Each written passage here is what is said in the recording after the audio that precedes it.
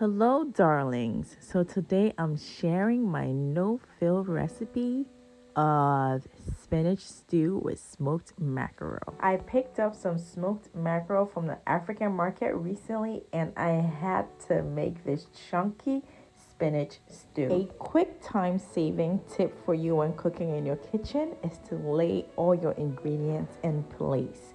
Your mise en place, make sure all your ingredients are laid out and it will save you a lot of time. All the ingredients used will be listed in the caption below.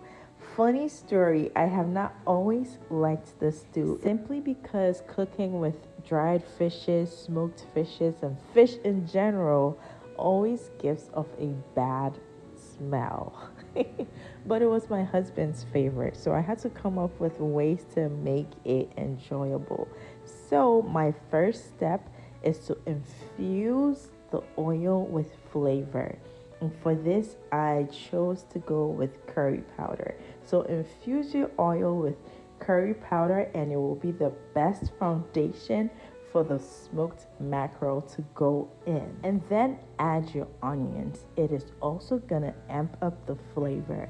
Stir the onions into the curry infused oil and allow the flavors to marry. The onion, as it cooks, it will caramelize and release sweetness. This base will be perfect, like I said, for the smoked mackerel to go into. As I mentioned earlier, this is going to be a chunky stew, so we're going to break the smoked mackerel apart, but not into small pieces. We're going to break them apart in chunky pieces. Every bite of this stew is going to be filled with chunky pieces of mackerel, eggs, all that goodness. Make sure to give it a good wash with some warm water to wash off any excess that we don't need to go into the stew. After washing the mackerel pieces, you're going to add them to your onion and curry infused oil base and go ahead to season. The only reason I did not add basil is because there's a certain local traditional Ghanaian flavor that I was going for, so I refrained myself from going for basil or any other herbs, but I added some hot peppers, ginger, some Goya Sazon, some Goya chicken bouillon, powdered star anise. All the ingredients will be listed in the caption below. So once all the seasoning has been added, you're gonna slowly stir everything in, let it cook for about 2 to 3 minutes and add your tomatoes. I added only about 2 cups. I do not use a lot of tomatoes in my stews. They cook faster and it gives the other ingredients the ability to shine through, if you get what I mean. But add your tomatoes, stir it in and cover and let it cook for about 5 minutes. So while that cooks, we're gonna go ahead and crack about 5 eggs, whisk it and get ready to pour it into the stew as you saw in the beginning shot. So checking on our stew, it has cooked enough. As you see, the oil has begun to form at the top. That shows that it has cooked enough.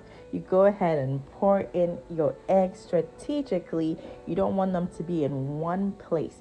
Make sure you're pouring all over so it will be evenly distributed.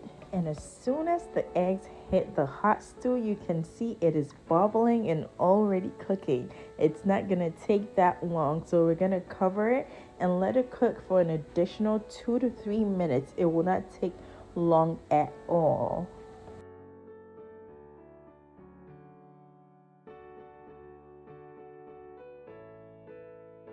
So a peek at the eggs and they're already almost cooked. Just a look at that. And mind you, this is going to be a chunky stew, so we're going to stir it in, but carefully because we want to keep the pieces chunky. So stir it in carefully, breaking it, but not too much, making sure you have chunky pieces in there. And we are ready for the next step, which is adding the spinach. So they're chopped.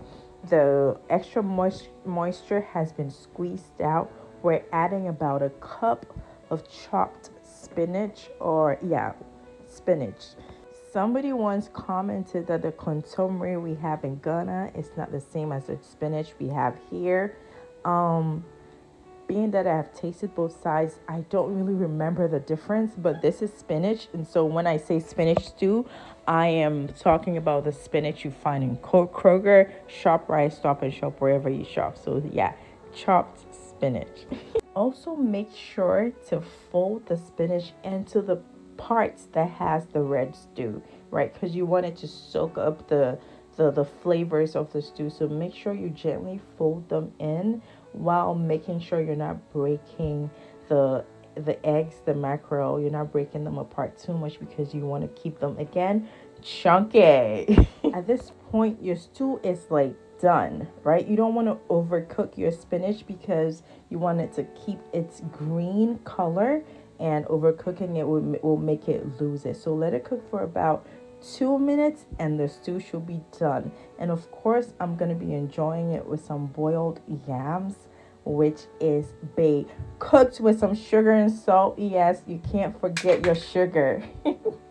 So onto our taste test. With some yams, I scooped some of the stew, making sure I have some mackerel pieces, some eggs in there. Guys, for the video, I tried it with a fork.